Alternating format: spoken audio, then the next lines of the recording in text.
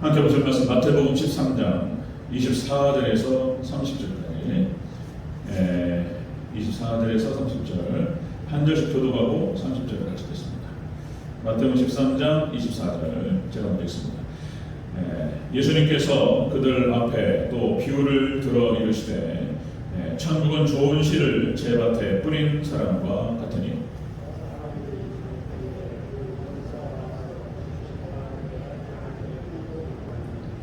싹이 나고 결실할 때에 가라지도 보이거든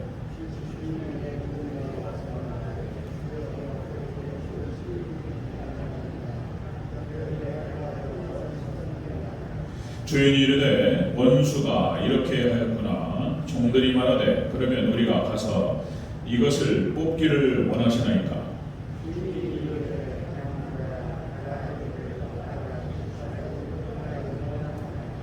함께 있습니다. 둘 다 추수 때까지 함께 자라게 두라. 추수 때에 내가 추수꾼들에게 말하기를 가라지는 먼저 거두어 불사르게 단으로 묶고 곡식은 모아 내 굿간에 넣으라 하리라. 아멘. 네, 인사합니다. 오직 예수님, 예수님의 은혜 평강이 넘치시기를 축원합니다. 오늘 함께 읽으신 마태복음 13장 24절에서 30절 오늘 본문을 토대로 알곡과 가라지 비유라는 제목으로 말씀드리겠습니다. 같이 한번 따라하겠습니다. 알곡과 가라지 비유. 알곡과 가라지 비유. 마태복음 13장은 여러분들 천국을 예수님께서 천국을 비유하는 7가지 비유가 나옵니다. 예수님께서 그래서 가장 대표적인 비유장이다 이런 말씀을 드렸습니다. 하나님의 언어가 일일이 다 설명할 수 없고 그래서 어떤 비유라든지 상징적인 표현을 하셔요. 구약성경 전체가 상징이 그렇게 많습니다. 그래서 이 언어를 알고 마지막 계시록도 마찬가지죠. 계시록도 다 상징이에요. 그래서 이제 이 부분에 대한 해석이 굉장히 중요합니다. 오늘 13장도 마찬가지입니다. 이것도 다 예수님의 비유로 상징적인 의미로 예수님께서 천국에 대해서 비유로 말씀하셨다라는 것입니다. 놀랍게 이 마태복음 13장에 나타나는 천국 비유가 요한계시록 2장과 3장에 나타나는 그 에서보드 사벨라 계시록을 좀 얘기해왔죠. 그래서 이제 소아시아 7교회를 얘기하면서 2000년 교회 역사를 거기에 담아두셨다 상징으로 그랬죠. 그래서 우리가 함께 2장과 3장을 봤어요. 계시록. 자, 마태복음 13장에 나타나는 7가지의 예수님의 천국 비유도 2000년 교회 역사를 똑같이 담아놨다는 것입니다. 이거 참 신비로워요. 정확합니다. 우리가 이제 지난주에 살펴봤던 씨 뿌리는 자의 비유는 사도시대 에베소 교회를 상징으로 보여주고 오늘 알곡과 가라지 비유는 서문학교회 순교시대를 보여줍니다. 그래서 알곡과 가라지를 하나님께서 이렇게 가르시는 거예요. 구별하시는 거예요. 자, 이렇게 해서 이제 오늘 말씀도 서문학교회를 보여주고 있고 상징하고 있지만 오늘 우리 이 시대 우리가 또한 들어야 될 말씀으로 드려야 될 줄로 믿습니다. 우리에게 하시고자 하는 말씀 이 마지막 종말의 때도 똑같이 예수님께서 재림하셔서 알곡과 가라지를 구별하셔요. 그렇게 말씀하셨어요. 그래서 우리가 어떻게 마지막 종말의 때에 믿음을 잘 준비하고 우리가 참된 하나님 백성으로 준비될 것인가 오늘 말씀을 통해서 또 귀한 깨달음과 은혜가 있으시기를 주의 이름으로 축원합니다. 아멘. 같이 한번 살펴보겠습니다. 알곡과 가라지 비유. 첫 번째로 원수가 가라지를 덧뿌렸다는 것입니다. 알곡과 가라지 비유. 원수가 가라지를 덧뿌렸다. 25절을 같이 읽겠습니다.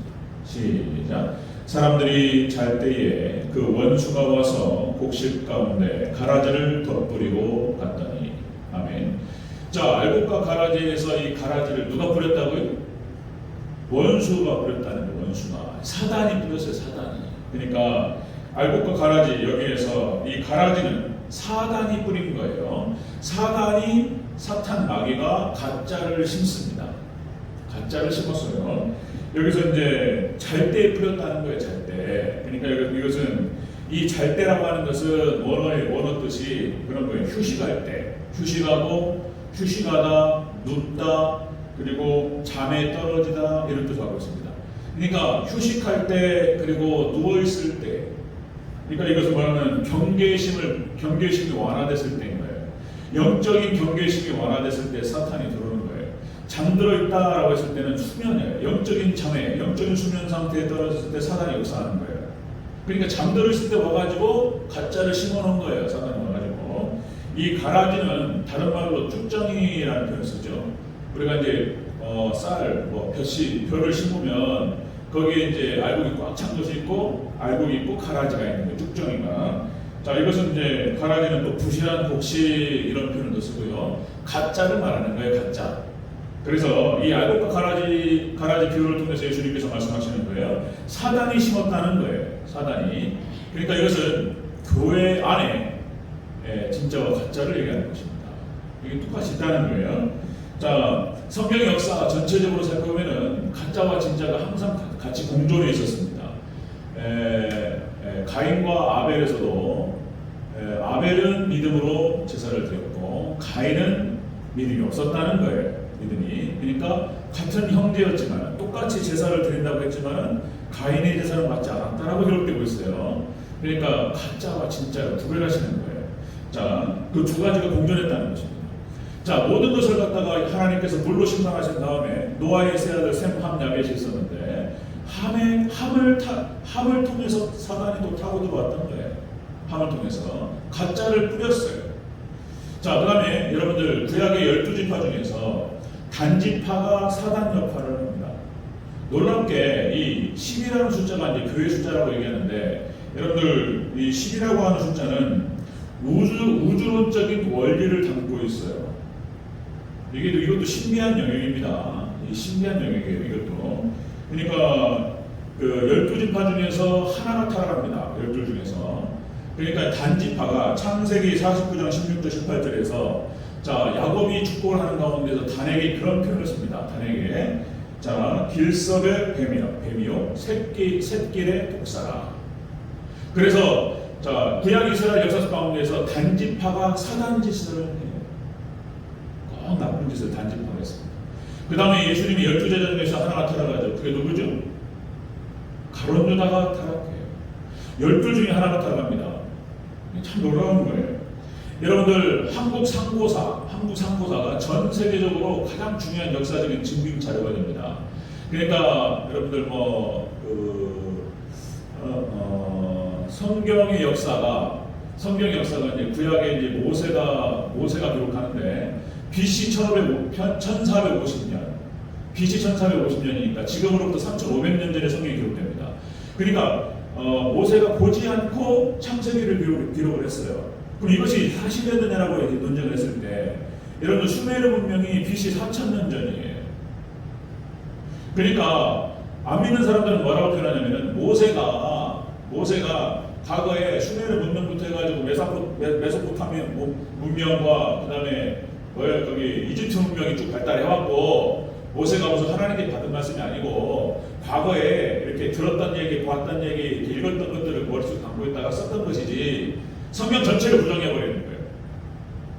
자, 그런데 이 성경 전체를 부정하는 것이 잘못됐다라고 하는 것을 증거할 수 있는 입증 자료가 어디에 있냐면 한국 역사에 있습니다. 한국 상고사가 그것을 얘기해줘요. 자, 이것에 대해서 놀라운 얘기예요. 그러니까 여러분들 환인환국 시대 역사적인 자료가 다 있어요. 지금 그것이 우리나라 국사와 세계 역사에 대해서 그것을 갖다가 공개적으로 지금 드러내지 않고 있기 때문에 그러는데 역사학자들 중에서 알만한 사람들은 다 알아요. 환인환국 시대가 있었고 이거 한국 상고사에 다 나오는 얘기입니다. 자, 그래서 이제 우리 한국을 말하는 거예요. 우리. 그리고 지금 현재는 우리 한국이라는 표현을 쓰는데 원래는 환인환국 시대였다고 표현합니다. 그러니까 이것이 이 환인환국 시대가 이렇게 표현합니다. 남북으로 오말리오 동서로 이말리였다. 그렇게 큰 나라였어요. 그러니까 어디까지 얘기냐면은 저기 인도초 위쪽부터 해가지고 이쪽 한국 여기 맨 끝으로 이 전체가 이말리예요. 그리고 저기 러시아 초 위에 북부터 해가지고 밑에까지. 그러니까 남북으로 오말리오 동서로 이말리였다. 여기가 환인환국이 다 다스렸던 나라였다. 이 다스렸던 나라들 중에서 12개의 연방과 분국이 있었다는 거예요. 12개 연방으로 나눠졌었다는 거예요. 그 중에 이 12개 중에서 하나가 타락합니다. 그 타락한 그 연방이 수미리국이에요. 수미리국. 이것이 환인왕국에 다 나와요. 한국사에. 12개 중에서 하나가 타락하는 거예요. 여러분들 그전에도 말씀드렸듯이 12영입니다. 하나님께서 부르시는 천군 천사, 이 천군이 12영으로 되어 있는데 그 중에서 루시엘이 타락해서 루시퍼가 되는 거예요. 그러니까 어떤 원리에 의해서 이렇게 되는 것인지는 잘 알 수 없지만은 여러분들 12개 중에 하나가 타락하는 거예요. 이것이 동양 철학으로도 연결됩니다. 이 동양 철학이 그냥 나타나는 것이 아니고 동양 철학의 근간을 그전에도 말씀드렸듯이 천부경에서 원리를 찾아요. 이 천부경의 근간을 BC 7100년 몇년으로 보는 거예요. 지금으로부터 9000년이 넘어요. 자, 다시 말씀드리면 문자 50개와 숫자 31개, 81자 안에 우주의 모든 원리를 갖다가 압축적으로 상징적으로 기록해놨습니다. 이것을 풀이하는 것이 주역이고 이것이 동양 철학의 이제 근간을 이루는 거예요. 자, 이게 놀라운 얘기들이에요. 자, 여기서 여러분들 12 그러니까 땅의 질서를 12지라고 얘기합니다. 12지. 자축인묘 진사오미 신유수령 12가지라는 거예요. 그러니까 12영 했을 때 이 12지신 쥐소토 용변말량 원순이 닿게 되지 12지신 나오죠. 이것이 12영으로 보는 것입니다. 12천사예요. 이것이 이제 땅의 질서를 말하는 것이고 하늘의 질서는 10으로 봅니다. 10. 이것이 이제 갑을병정 무기경신 임계 해가지고 이것을 짝을 맞추면 60갑자가 나와요. 이걸 다 얘기하면 이제 복잡해집니다. 그러니까 이제 여기 안에 우주의 원리가 다 들어있어요. 기가 막힌 얘기들입니다. 그러니까 지금 여기서 이제 성경 안에도 진짜와 가짜를 얘기하면서 이 하나가 타락하면서 전체를 갖다가 오염시키는 거예요. 자, 여러분들 그래서 성경이 결국에는 구약 성경이 구약 이스라엘이 다 타락하고 남은 자들만 남겨놓고 싹 타락합니다. 신약의 교회도 마찬가지입니다. 남은 자 초대교회 성도들을 제외하고 다 타락해요. 그래서 하나님 구약교회도 멸망시키시고 신약교회도 멸망시키셨던 거예요. 마지막에 종말 시대도 하나님 말씀하시는 거예요. 주님께서 노아의 때와 같으리라. 남은 자를 제외하고 다 타락합니다. 지금 여러분들 다 보고 계시는 거예요. 그래서 지금 또 말씀드리면 유럽의 교회가 지금 다 배교로 들어가는 거예요. 이것이 이제 단회적 증명에 나타나는 거예요. 유럽 교회가 배교를 하고 그리고 미국 교회가 거의 무너지고 한국 교회도 지금 이제 마지막 때 하나님께서 조금 흔들어 보시고 걸러내시는 것 같아요. 그래서 전염병 지금 코로나를 통해서 30% 내지 50%가 지금 빠져나가는 이런 현상. 여러분들 예수님 오실 때까지 끝까지 믿음을 지키는 남은 자로서 예수님께 하나님께 인정받는 믿음의 성도를 되시길 주의 이름으로 축원합니다. 믿음이 교회 안에 믿음이 없는 사람들은 나가는 거예요. 자, 제가 이제 주일날 로마서 말씀을 토대로 이신칭의 교리를 지금 말씀을 드리고 있습니다. 우리의 구원은 오직 예수 그리스도를 믿는 믿음으로 구원받습니다. 믿습니까? 예수님만을 믿는 믿음, 그 믿음에 대해서 그렇게 해서 이제 여러 가지로 바꿔서 말씀드릴 수 있죠. 예수님과의 믿음, 예수님 결혼, 예수님과의 연합, 예수님과의 접붙임, 예수님과의 하나됨, 예수님과의 융합, 여러 가지 표현할 수 있는데 온전히 예수님과 결합된 사람, 믿음으로 하나된 사람, 이 사람만 구원받는다는 것입니다. 자, 그런데 교회 안에 가짜가 있다는 거예요. 이게 또 이제 알곡과 가라지의 비유에서 나오는 거예요. 이게 가짜. 그래서 그런데 이 가짜는 사탄이 심었다는 것입니다. 그것을 딱 말씀해 주시는 거예요. 자, 알곡과 가라지 비유를 통해서 예수님 하시는 말씀, 사단이 가짜를 심었다 이렇게 말씀하십니다. 두 번째 그랬습니다. 두 번째 알곡과 가라지 비유. 두 번째로 둘 다 추수 때까지 자라게 놔두라 이렇게 말씀드렸어요. 30절 초반부를 같이 보겠습니다. 30절 초반 시작. 둘 다 추수 때까지 함께 자라게 두라. 아멘. 알곡과 가라지 비유를 통해서 예수님께서 하신 말씀, 가짜를 사단이 심었고, 자, 여기서는 끝까지 추수 때까지 예수님 오셔서 추수하시는 그날까지 가만히 내버려둬라 이렇게 말씀하셨어요. 자, 그래서 교회 안에 가짜와 진짜가 함께 갑니다. 끝까지 하게 합니다. 자, 여러분들 여기서 이제 알곡과 가라지, 그래서 이것은 이제 다시 말씀드리면 가만 두라고 말씀하신 이유는 알곡이 다칠까봐, 이걸 괜히 갈라서 꽂는다고 하다가 알곡 다칠까봐 내버려 두라고 말씀하시는 거예요. 그러니까 알곡 때문에 가는 거예요. 알곡 때문에 끝까지 갑니다. 여기서 추수라고 하는 것은 알곡만 거두는 거예요. 자, 그래서 이제 추수 때 구별하는 거예요. 예수님께서 재리 맞아서 구별하십니다. 자, 여러분들 다 그런 거예요. 구약 시대에도 역시 다시 말씀드리면 다 타락합니다. 그리고 이제 남은 자만 남겨놓고 다 타락했어요. 구별하셨어요. 또 말씀드리면 신약 시대도 마찬가지인 거예요. 초대교회 성도들 몇만 딱 남겨놓으시고 다 타락해서 멸망받습니다. 자, 다시요. 종말 시대에도 계시록의 말씀을 우리가 살펴가다가 멈춰버렸는데, 자, 여러분 4대 비밀이 나와요. 계시록에 별의 비밀, 촛대의 비밀, 짐승의 비밀, 음녀의 비밀이 나옵니다. 이건 무엇을 상징하느냐? 별의 비밀은 주의 종을 말하는 것이고, 그 다음에 촛대의 비밀, 주의 종도 거짓 선지자가 있고요, 진짜 종이 있고 참된 종이 있고 가짜 종이 있어요. 마지막 종말 때. 그 다음에 교회도 마찬가지입니다. 교회 촛대의 비밀에서 진짜 참교회가 있고 아닌 교회가 있어요. 나타납니다. 그 다음에 이것이 이제 별의 비밀을 통해서, 촛대의 비밀을 통해서 나타나는 것은 알곡을 비유하고요, 가라지를 비유하는 것은 짐승과 음녀입니다. 이 짐승은 적그리스도를 말하는 거예요. 적그리스도를 통한 마지막 때 이제 사단의 역사에 맨 선봉에 서 가지고 사단과 연합되어 가지고 사단 짓을 하는 것들을 말하는 거예요. 짐승. 그 다음에 이제 음녀는 타락한 교회를 말하는 것이고요. 이것들은 가라지를 표현합니다. 자, 마지막 때 이제 적그리스도가 출현해서, 자, 적그리스도도 교회에서 나온다고 말씀드렸습니다. 그러니까 이게 거룩한 게 타락하면요 더 무서워요. 그러니까 이게 천사가 타락하니까 사단이 나오는 거예요. 교회에서 적그리스도가 나옵니다.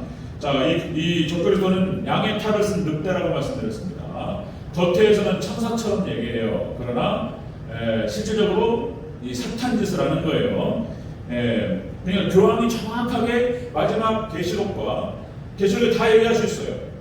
그 다음에 다니엘서도 마찬가지입니다. 지금 하다 멈춰버려갖고 제가 중간중간에 잠깐 이제 이거 진행하면서 섞어가지고 말씀을 드리려고 하는 건데, 자, 여러분들 그러니까 다니엘서와 요한계시록 두 가지가 짝이에요. 이 두 가지를 딱 얘기하면 정확하게 교황이 나와요. 교황이 딱 포인트가 맞춰져 있습니다. 그래서 교황 적그리스도로 표현하는 건데요, 지금 현재 출현을 했어요. 자신의 정체를 드러냈습니다. 그 요한 바오로 2세까지만 해도 이것이 지금 적그리스도인가 애매하게 행동을 했단 말이에요. 요한 바오로 2세. 그런데 그 뒤로 이제 지금 현재 프란체스코가 나오면서 정확하게 지금 딱 드러났어요. 그러니까 이제 마지막 7년 대환란이 시작되면서 그때 적그리스도로서 활동할 교황이 프란체스코일지 아니면 그 다음에 나타날 더 분명한 교황일지는 모르지만 우리도 지켜봐야 돼요. 교황으로 딱 나타나있다.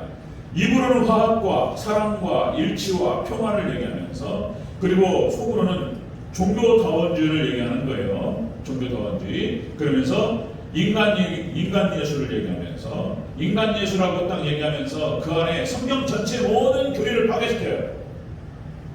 주일날 계시록 같이 나누면서 말씀을 드렸죠. 인간 예수라고 하는 그 말 안에 4대 성인을 얘기하면서, 4대 성인 얘기하면서 예수님, 소크라테스, 그러니까 마호메트, 공자, 소크라테스, 예수 이렇게 얘기하면서 4대 성인, 위대한 스승 이렇게 얘기하면서 인간 예수, 이게 뭔 말인가 그랬단 말이에요. 그러니까 예수님께서 하나님 아니시라는 걸 얘기하는 거예요. 자, 그러면서 성경에 나타나는 주요 교리들을 완전히 붕괴시키는 거예요. 삼일체 교리가 붕괴되고요. 예수님께서 하나님이시라는 사실, 성육신 교리가 붕괴됩니다.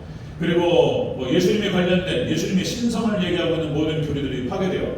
예수님의 동전녀 탄생, 예수님의 대속, 예수님의 부활, 예수님의 승천과 재림 다 부정하는 겁니다. 성경 전체를 다 부정하는 거예요. 이것을 선봉에 서서 얘기하는 것이 지금 캐톨릭이고 교황이 그 일을 하고 있다는 것입니다. 자, 마지막 때는 이렇게 되는 거예요. 지금 다 나타나고 있는 거예요. 자, 여러분들 한번 그런 말씀 드렸죠? 몸에 암세포가 생기면, 참고로 말씀을 드립니다. 거의 암 수술하면 죽습니다. 암 제거 수술하면 돌아가십니다. 이거 지금 3기 4기로 갔는데 그럼 수술하면 어떻게 되느냐? 참 이게 어려운 일인데, 수명 그러니까 이제 조금 연장을 시킬 수 있을지 모르지만 수술하면 죽는다는 거예요. 왜냐하면 이 암이라고 하는 이것의 특성이 뭐냐면 앞으로 과학의 발달, 의학의 발달해서 이것을 잡을 수 있는 어떤 다른 방법이 생기면 몰라도 어쨌든 얘를 잡으려고 하면은 얘는 터져버려요. 배를 갈라서 암 진행해서 만약에 절개해가지고 걷어내고 이런 작업을 하면은 조금 있다 덮어져버립니다. 그러니까 암을 건들면 덮어져요. 그래서 무슨 얘기를 하냐면은 암은 수술하지 말고 덮어지지 않도록 관리가 필요하다 이런 얘기를 하는 거예요. 그래서 음식부터 그다음에 물 드시는 거 또 말씀드리면 이게 또 이제 죽염 드셔야 돼요. 제가 초두에 말씀드린 거 제가 그냥 대충 말씀드린 게 아니에요. 자, 그러니까 이제 우리가 이제 염장 지른다고 하는데 염장이 심장을 말하는 것입니다. 그래서 이제 심장은 암이 없어요. 심장은 왜냐하면 염도가 제일 높다는 거예요. 그래서 염통이라는 표현을 쓰는 거예요. 심장을. 그래서 심장은 염도가 높기 때문에 암이 안 생기는 거예요. 그래서 전체적으로 염도의 비율을 높이는 게 중요한 거예요. 그래서 죽염 드시라는 말씀을 드리는 거예요. 일반 소금은 안 된다고 말씀드렸어요. 일반 소금은 아무리 그걸 정화해도 그 바닷물이 오염됐기 때문에 바닷물에 오염되어 있는 모든 오염물질을 제거할 수가 없어요. 제거할 수 있는 방식은 죽염밖에 없는 거예요. 네. 제가 이것은 동양 철학과 다 통해서 말씀드릴 수 있는 거예요. 그 얘기를 다 드릴 수는 없고, 그래서 죽염을 드시고 죽염만 드시면 안 돼요. 그러니까 물과 죽염을 같이 드셔야 돼요. 물만 또 많이 먹으면 염분이 떨어져요. 또 죽염 드시면서 물을 많이 드셔야 되는 거예요. 운동해야 되고 이렇게 이런 여러 가지 방법들을 통해서 암을 관리해야 되는 거예요. 자, 여러분들 마찬가지입니다. 우리 한국 지금 조금 있으면 대선이 이제 얼마 남지 않았죠. 우리 한국 사회가 이렇게 당으로 나뉘어가지고 싸우는 이유가 그런 거라고 말씀드렸어요. 이거는 팩트니까 아니라고 얘기 안 해요. 그냥 이거 부정하는데 아닌 게 아닌 거예요. 팩트예요, 팩트. 진실인 거예요. 우리나라가 이제 일제 해방된 다음에 7.18 청산을 제대로 못함으로 인해서 이 친일 세력들이 국가의 모든 기득권 세력을 다 차지한 거예요. 그래가지고 그때 7.18 세력을 청산을 못했기 때문에 지금은 그걸 갖다가 7.18을 제거하겠다고 달라지면은 안 돼요. 이미 뿌리 깊게 내려버렸어요. 그냥. 지금은 암세포처럼 얘를 잡겠다고 달라지면은 얘가 반발하는 거예요. 그리고 망하는 거예요. 그래서 관리해야 되는 거예요. 관리. 자, 이런 원리가 다 통하는 거예요. 사사기 시대 도 마찬가지. 사사기 시대. 그때 7족속 중에서 다 진멸하라고 했는데 진멸을 못 해가지고 이것들이 살아가지고 이스라엘을 괴롭혔던 거예요. 마찬가지예요. 우리 죄도 마찬가지. 우리 죄악된 습관 중에서 다 제거를 못하니까 이것들이 올라와서 이렇게 어려운 거예요. 그러니까 지금은 다 제거가 안 돼요. 그래서 이거를 관리할 수 있는 방식은 다른 게 없습니다. 자, 말씀과 기도와 예배를 통해서 은혜를 계속 주입하는 거예요. 그래서 이 죄들을 관리하는 거예요. 네, 방법은 이거밖에 없어요. 그리고 잘 관리하면서 좀 더 깨끗이 주님 만나면 됩니다. 아멘. 관리하는 거예요. 이거 다 뿌리 뽑을 수는 없습니다. 자, 알곡과 가라지 비유를 통해서 예수님께서 하신 말씀이 그거예요. 사단이 가짜를 심었어요. 그리고 교회 안에 가짜와 진짜가 있고요. 세상 안에도 가짜가 파는 채. 가짜가 진짜처럼 행동합니다. 이거는 한꺼번에 걷어낼 수가 없어요. 세상은 완전하지 않아요. 그냥 가는 거예요. 그냥 예수님께서 오셔가지고 정리할 때까지. 그때가 끝나는 거예요. 그때 우리는 이제 모든 것이 다 정리된 다음에 천년왕국으로 들어갈 줄로 믿습니다. 그때까지 관리해야 돼요. 하나님대로. 자, 세 번째 보겠습니다. 알곡과 가라지 비유. 세 번째. 추수 때 가라지는 불사르게 묻고 곡식은 모아 곡간에 넣는다. 이렇게 말씀하셨어요. 30절 같이 읽겠습니다. 30절.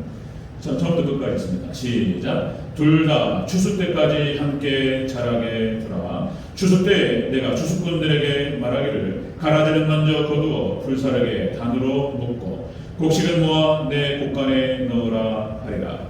아멘. 자, 예수님께서 알곡과 가라지 비유를 통해서 이렇게요. 가짜가 있다는 거예요. 사단이 가짜를 심었고, 그리고 추수 때까지 가짜와 진짜는 함께 될 것이라고 말씀하신 거예요. 이 비유를 통해서. 그리고 이 가짜는 진짜와 가짜를 구별하는 것은 마지막 추수 때 구별한다고 말씀하신 거예요. 마지막 예수님 재림하셔서. 자, 그러니까 추수 때 가라지는 불사르게 묶는 거예요. 곡간은 모아서 곡간에 넣는 것입니다. 곡식은. 이것은 예수님 재림하셔서 구별하실 것을 말씀하셨어요. 끝까지 갑니다. 중간에 뭐 이렇게 뭐 나쁜 것들 싹 걷어내면 제일 좋겠지만 안 돼요. 안 됩니다. 그러니까 그거 걷어내다가 알곡도 다쳐요. 그러니까 끝까지 가는 거예요. 이거 예수님 하신 말씀이기 때문에 어쩔 수 없는 거예요. 악이 함께 하는 거예요. 이렇게 해서 예수님께서 재림 때 구별하실 겁니다. 자, 여기서 말씀하세요. 불사른다는 거예요. 불사른. 이거는 농사에 비유하시면서 우리가 추수하잖아요. 추수해가지고 이제 알곡은 따로 빼가지고 볶아 놓고 가라지 이런 쭉전은 따로 묶어가지고 그 농사꾼들이 어떻게 합니까? 이제 겨울에 불 쬐일 때, 그죠? 불쏘시개 쓰는 거예요. 불사른다는 거예요. 반면에 곡식은 잘 볶아내었습니다. 이건 천국 구원을 의미하는 거예요. 그리고 불사른다고 하는 것은 지옥의 심판을 의미하는 것입니다. 자, 다시 말씀드리면 성경 전체에서 계속 이 패턴이 반복돼요. 노아의 홍수 심판 때에도 구별해요. 그래서 노아의 가족만 구별해서 구원하셨고 남은 자는 싹 심판하셨습니다. 자, 소돔과 고모라도 마찬가지예요. 롯과 그의 가족만 따로 빼내셔서 구별하시고 싹 불로 심판하셨어요. 그 다음에 구약 이스라엘이 멸망할 때에도 남은 자 7,000명 당시 남은 자들을 제외하고 싹 심판하셨어요. 패턴이 똑같습니다. 신약 시대의 멸망도 마찬가지인 거예요. 초대교회 성도들과 몇을 딱 빼고 다 심판하셨어요. 마지막 종말 때도 똑같다는 것입니다. 마지막 종말 때도 그러니까 신약 시대 이렇게 나오죠. 자, 마태복음 24장에서 40절 41절 두 사람이 함께 밭을 가다가 한 사람은 가고 한 사람은 남습니다. 그리고 두 여인이 맷돌을 가다가 한 사람은 가고 한 사람은 남습니다. 이렇게 구별하세요. 마태복음 25장에서 세 가지 비유 중에서 10처녀 비유도 5처녀는 못 들어가고 5처녀는 들어갑니다. 그리고 양과 염소의 비유를 통해서 예수님 말씀하시는 거, 자, 양과 염소를 구별하세요. 구별하신다고 다. 그러니까 성경 전체가 다 그걸 얘기하고 있어요. 다 구별하신다 이렇게 말씀하셨습니다. 지금 마지막 종말 때 지난주도 말씀을 드렸던 것처럼 지금 이제 종말 시대 예수님께서 24장과 25장을 통해서 마태복음 24장 25장을 통해서 징조가 있을 것이다. 마지막 이러한 일이 벌어지면 예수님께서 곧 오실 것으로 알아라. 이렇게 말씀하시면서 하신 말씀이 있어요. 그렇게 해서 15가지 연속적 징조가 쭉 나옵니다. 지금 이제 뭐 그 징조들이 지금 우리 가운데 눈앞에 나타나고 있는 거예요. 그러니까 이제 뭐 전염병, 저도 아까 확인해 보니까 어저께 2월 15일이죠. 어저께 2월 15일. 오늘 거는 이제 통계가 나타나서 내일 발표가 될 겁니다. 9만 명이 넘더라고요, 한국이. 9만 명 넘어요. 그러니까 진짜 오미크론이 이제 이게 중증으로 확산되진 않고 이게 확산 속도가 높다는 거잖아요. 9만 명이 넘어가고 있어요. 그러니까 지금 우리 눈앞에 이제 예수님께서 전염병, 정말 징조로 전염병, 그 다음에 전쟁이라든지 지진, 기근 이런 것들이 옵니다. 이게 지금 기근이 와요. 지금 경제적으로 어려워지고 있습니다. 그리고 다 예수님께서 종말의 징조, 이런 일이 벌어지면 인자가 곧 너앞에 이른 줄 알라 이렇게 말씀하셨어요. 그래서 이제 이런 것들이 나타납니다. 그리고 단회적 징조 말씀을 드렸죠. 여러분들 이 징조라고 하는 것은 다른 표현으로 시대적인 표적이라는 표현을 쓰는데 표적으로 표현하기도 합니다. 징조, 표적, 그 다음에 전조 증세. 전조 증세가 쭉 나타나는 거예요. 제가 얼마 전에 여러분 혹시 아십니까? 꼬리에 꼬리를 무는 그날 이야기라는 프로가 있더라고요. 이게 저는 이제 뭐 드라마나 이런 거 안 보니까 가끔 가다가 이렇게 영화, 뭐 시대를 읽는 영화라든지 이런 것들을 가끔 보기도 하고 뭐 그런 프로가 있으면 가끔 봅니다. 꼬리에 꼬리를 무는 그날 이야기가 SBS에서 만든 그 프로그램인데 여기서 이제 가끔 그 시대적인 어떤 그 사건 사고라든지 대형 사건 사고에 대해서 이렇게 이제 한 사람이 얘기를 해주고 한 사람이 듣는 방식으로 이렇게 해가지고 아주 자세하게 다루더라고요. 그래서 몇 편을 보면서 제가 깜짝 놀랐어요. 와, 정말 집중도가 너무나 좋더라고요. 그 어떤 사건 사고를 갖다가 예를 들어서 박정희 대통령에 관련된 뭡니까 그 중앙정보부장 이름 나오는 그 사람 사건, 칠종 사건이거든요. 거기에 다루는데 아주 기가 막히게 다 뽑아내더라고요. 근데 이제 어떻게 하다 보니까 며칠 전에 제가 삼풍백화점 1999년 그 사건을 봤어요. 깜짝 놀랐네 제가 또. 1995년에 제가 서울에 있었습니다. 그러니까 군대 제대하고 이모부가 이제 서울에서 이제 중소기업을 하시는데 뭐 일 좀 도와주라. 그래서 이제 용돈도 좀 벌고 일도 좀 배우고 그래가지고 제가 서울에서 이제 그때 이모부 회사에 좀 이렇게 제가 뭐 운전도 배우고 있으면 그때 같이 있었어요. 상품백화점에 그때 일이 바빠가지고 그게 무너졌다는 얘기 듣고 했지만 자세히는 못 봤단 말이에요. 오늘 이번에 저번 며칠 전에 한번 보는데 깜짝 놀랐어요. 이 상품백화점이 강남 땅에서 지상 5층짜리와 지하 4층짜리인데 이것이 무너지는데 무너질 때 얼마나 걸리는지 아십니까? 이것도 몰랐어요. 딱 무너지는데 10초 걸려요.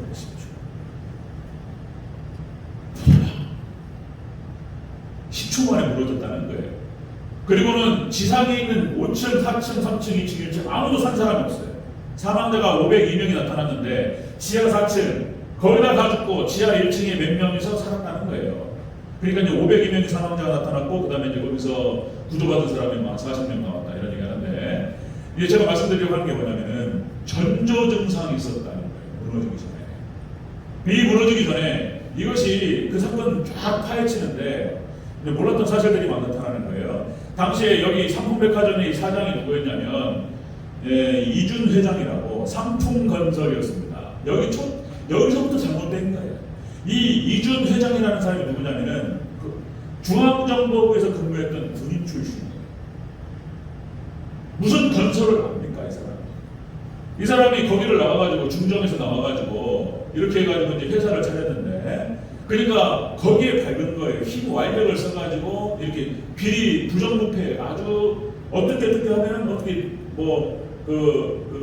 뭡니까 국가에서 이렇게 뭡니까 허가받는 거라든지 이런 거에 밝은 거예요. 그렇게 해가지고 이 상품 건설이 어마어마한 속도로 성장을 해요. 그리고 결국에는 아파트 건설하고 상품백화점까지 지었던 거예요. 그리고는 모든 건설 과정에서 다 협력했어요. 부실공사예요, 부실공사.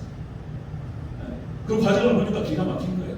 그리고 자, 상품백화점이 무너지는 그 당시에 전조 증상이 있었는데 벌써 며칠 전부터 그러니까 한 일주일 전부터 이렇게 기울기 시작하면서 그러니까 그 5층에는 무슨 아이스링크를 갖다가 만들고 설계를 했는데 거기다가 돈을 벌겠다고 식당을 올렸다는 거잖아요. 식당을 올리면 그만큼 그 무게가 하중이 어마어마하게 올라간다는 거예요.